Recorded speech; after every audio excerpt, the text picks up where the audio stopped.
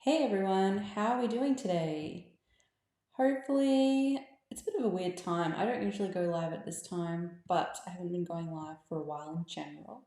So, hopefully, we can catch some people live. Just refreshing my feed so I can make sure I can see that. But I wanted to share with you something that I've been working on today that's pretty exciting. There we go. Cool. So, working on a new project. Might help if I bring my microphone over here for you. There we go. New project. And it's all about improving the relationship that we have with our clients, namely in the fact that it's a good working relationship, all the expectations are clear, well defined, respected, boundaries in place, and also it's fun. It makes it easier for the client to have success, and it makes it easier to have your clients comply, and also makes it easier on you and doesn't take up too much of your time with administration. Because I know when I first started out, it was really, how should I say, I saw it a lot that a lot of trainers were writing extensive behavior reports for every lesson, and they weren't making sure that they were getting adequately compensated for that time that they were spending. So they're spending a lot of admin time. So you come home from a day of training, you're exhausted, you're dirty, you probably want to have a hot shower and get in your pajamas if you're anything like me. But you've got to write that training report, you've got to send the client the email with the notes for the session so that they know how to follow through and what to do. Hey Sarah, good to see you. What are you up to this afternoon? So yeah, you don't want to be coming home to your sanctuary at knockoff time and feeling like you've still got tons of work to do because you need to send all these notes and write all these reports. And when I started out, I kind of felt like that was one of the things that maybe I had to do. And I soon realized that it's not.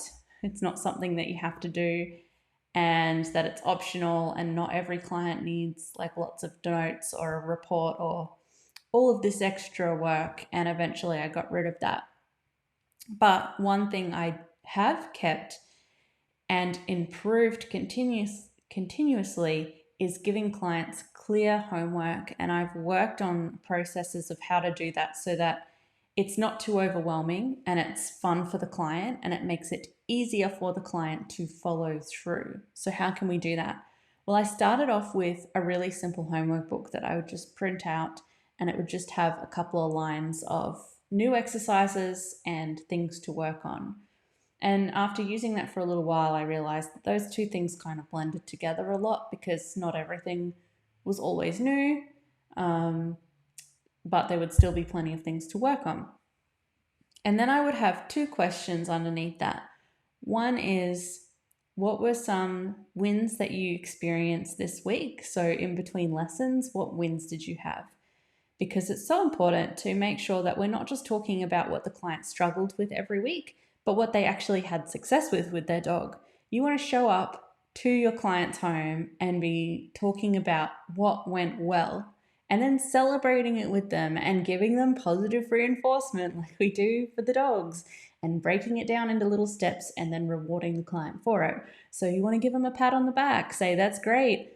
And then the other question was, okay, what challenges did you have? So it's not worded like it's this big, heavy ordeal of failures or what went wrong, because it's not necessarily wrong. It's just, what challenges did you face? And then, because there's a space for them to write that down, we can make sure that that is addressed as well, and in a way that we can help them to cover that.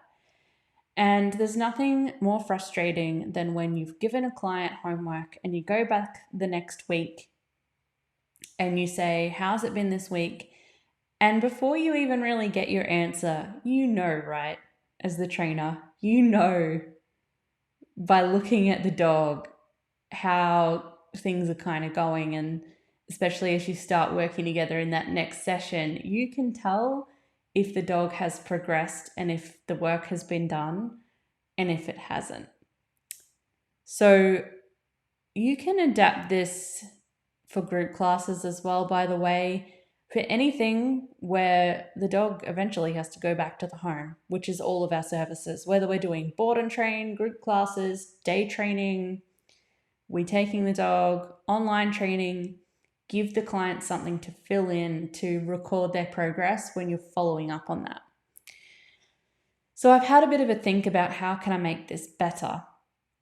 And I come up with a new training workbook. And the way that I actually came up with this and figure out what to put in it is I've got a client that I've been seeing for a couple of months now that is training her own assistance dog, and she has level 3, I think, autism, and she's nonverbal. So she gets really anxious and she doesn't say a lot of words, and some days she doesn't want to talk at all, especially if she feels on the spot or awkward or anything like that. So I didn't want to make her feel pressured, and it was easiest for her to leave me a lot of notes. So I already had my homework booklet, and she was writing notes on that. She was writing me so many notes because this was her main form of communication to me that it was taking up a lot of room, and I thought, I think we can just structure this a bit better and it would be easier for her as well. So one way that I like to do it is give the client a couple of exercises to do with their dog that week, or however long you have between sessions, and assign specifically which tasks to practice and how many repetitions to do, and put tick boxes next to that so they can do, say, 5 repetitions and tick off 5 boxes. That's one way you could do it. The way that we came up with was to do a box for each day and just have goals for the week. And I will make sure that it's only 2 or 3 tasks that they need to practice through the week, because one of the other big reasons clients don't have success with following through with homework is they're overwhelmed and they feel like they can't fit it into their schedule. They've got too much on their plate. It's too much to do. It's too much to understand. There's too much information. So keeping it simple is important to make it easier for them and not make them feel overwhelmed as well. So all we do, let's see, this might be mirrored, I think, but you can get the idea. All we do is we have week of for the date. We have a list, a short list, keep it short, of goals. And then I still have in the notes section, list any wins you had this week and list any challenges you had this week, so we can make sure it's addressed. Then there is a box for each day of the week. And in each box for each day, they just fill in what they did that day. Just a couple of lines like what they worked on. Did they do a play session? Did they do touch? Did they do sit stays? Did they do a walk? And it keeps it simple, it breaks it down, but it also helps keep the clients accountable, because you will get in a habit with them that every time you show up at the next lesson, you say, all right, let's see your homework book. Let's see how you went. Do you have any notes for me? And if they are a little bit lagging behind or a little bit slack with their homework, keep asking them for this, because this is also your written proof and evidence of whether they're taking this seriously and whether they're following through. And once you show them that you're going to consistently ask for this every time you show up for a session, they will realize that and realize she's going to ask for this next week as well. And then hopefully should start to do it. So it really does help. Now, the reason I wanted to share this with you is because I made this into a template that you can edit, make it your own, add in things, take away things, put your own logo on it, make your own brand colors, all of that. And I gave it to my masterclass members, and they seem to really love that. I got a lot of appreciation comments and thanks for that. So I thought that others might like to see that as well. And then I thought, well, why stop there? So some other handy tools I use that just keep things simple, organized, not too overwhelming for the client is I have a puppy toolkit. So this is when clients have puppies, they're maybe having the puppy have accidents on the carpet and keeping them up at night. Plus, they have to train them basic obedience. Plus, then their trainer's telling them, actually, you really need to socialize them above everything else. And that can be really overwhelming for them as well. But one of the things that stresses them out the most is toilet training. And one of the things that's the most important priority is socialization. So in the puppy toolkit that I've got for you, we have a house training example schedule. So the way that I like to recommend to them to keep track of the times that they take out their puppy for toileting and things like that is to keep a brief diary of what time it is, what activity the puppy's doing, and when they take them out to toilet. Oh, hey Harry. I've got a visiting dog at my feet looking really cute. Then there's a template for them to fill out their own. So there's an example one for them and a fill in the blanks one for them. And then one of my favorite tools, puppy socialization checklist. So let me know in the comments if you're watching live or the replay if you would like a copy of all of this, because I'm going to release it hopefully tonight, and there'll be a special on it as an introductory price. And it will be a low priced offer as well, low ticket.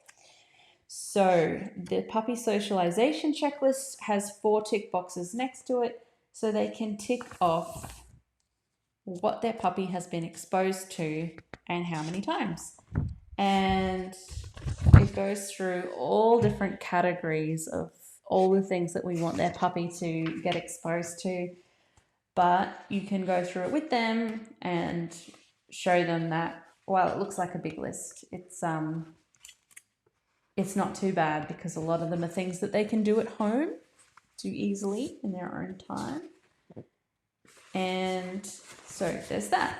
And then I thought, while I'm putting together like a template pack for you, why stop there? So I don't have printouts of these ones handy, but I've also added into this kit my behavior questionnaire template. So when you are about to see a client and you're learning about them, it's really good to get a heads up of what the situation is, exactly what's going on at home, their habits, their feeding, and you know that when you get there, it could still be a different issue to what the client might think that it is when they're telling you. For example, we often hear people say, my dog has separation anxiety, and then you get there and it's actually not that, it's something else. This gives you all of the supporting information going in so that you can, as a trainer, read between the lines and get a good understanding of what is going on before you get there, just so you can make a bit of a plan and ask them the right questions, because I still recommend having a chat when you get there, but asking them the right questions, getting more information on the important things, and this gives you a guide for that. And I talk about this in the masterclass as well, but there is also another reason to get the client to fill out this sort of thing and sign a training agreement, and that is to set the client relationship, dog trainer client relationship, from the get-go, that you will be asking them to do things for you and they will be expected to do that homework. And this shows you that they have that commitment, because they have to fill in this questionnaire before you go. And if they're willing to do that, they're committed, it's a good sign. And it helps you prepare for the lesson and gives you thorough information about the dog. So I've put in both a PDF and an editable, yeah, that's right, template for that. And then I've also included a template for a training report. And what you guys might really love is I've put in templates for the training agreements as Google Docs, which means you can simply click, add your own logo and title, edit anything that you want to change, like your specific payment terms, and it's then ready to go. The questionnaire is also being done up now as a Google form. So if you want to just grab a link and send it to your client ready to fill out, you can just take that and it's ready to go, and you can start collecting your information from your clients. So that's what I've been working on today.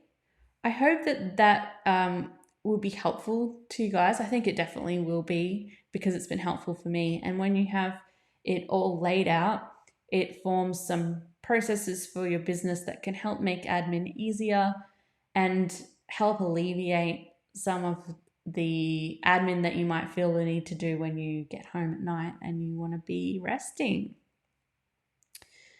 I love to work from home with like online courses and things like that, but I don't love to work at home so much with having board and train dogs. I've had a couple recently because I've got one client with 2 dogs that once we did the first one, she's now wanted the second one to come in. So that's who's here now. That's Harry. Harry. Mickey. Oh, he's sleeping. Let me see if I can show you guys Harry, because I know you like puppies. I just don't want to disconnect my camera because it's got a sort of cable there. Let's see. Harry. Oh, there he is. Harry is apparently a new breed in development that they're calling a Tamaruk, which is a mixture. It's not focusing. There you go. Harry. Harry. Oh, he heard a sound. Harry is a mixture of half Labradoodle, a quarter poodle, and a quarter golden retriever. Harry, come here. So I don't do board and trains very often, but he's only here for the week. And the good thing about these ones is they're nice, easy dogs. They're not in for any serious problems, because I don't think I would take that on at the moment. Just nice, shake it off. Don't bother Lola. She's in her space. You give her space. Good boy. Nice, easy things to work on. So just basic obedience. The main thing that we needed to work on with Harry was actually loose lead walking, and he's doing great with that. Harry, do you want to come up? Come up. Come on, come on, come on. Yeah, we've been telling you not to do that all week. And now I want you to. Look. Say hi. I sound like a dog mom. All right. So that's Harry. So my point was, I'll do occasional board and trains, but I mostly want to do like one-on-one lessons, online training, and things that I, 1, enjoy, and 2, don't put a strain on me. So the one thing about board and train is it does feel like constant 24/7 work. Don't eat my plant. And if you are doing other types of training that already giving you plenty of work to do, I just don't want the extra. So the last thing you want to add on is extra admin, creating all of these processes and questionnaires and tools and notes for your clients. So really use the templates and start working on a way to have it that it's just grab and go. Email it, have it automatically email when they book, or email it out, one time what they need, or just print it and take it with you and give it to them, and then it's done. Alrighty, so that's what I wanted to share with you today. If you do want access to the templates, I'll pop a link below. There's going to be a special on that, and I'll email that out as well. So I will see you in your email inbox and in the group. And if there's anything you would like me to cover, please just pop a question in the group and I'll see you in there. Have a great afternoon, evening, morning, wherever you're tuning in from, and I'll see you soon. Bye.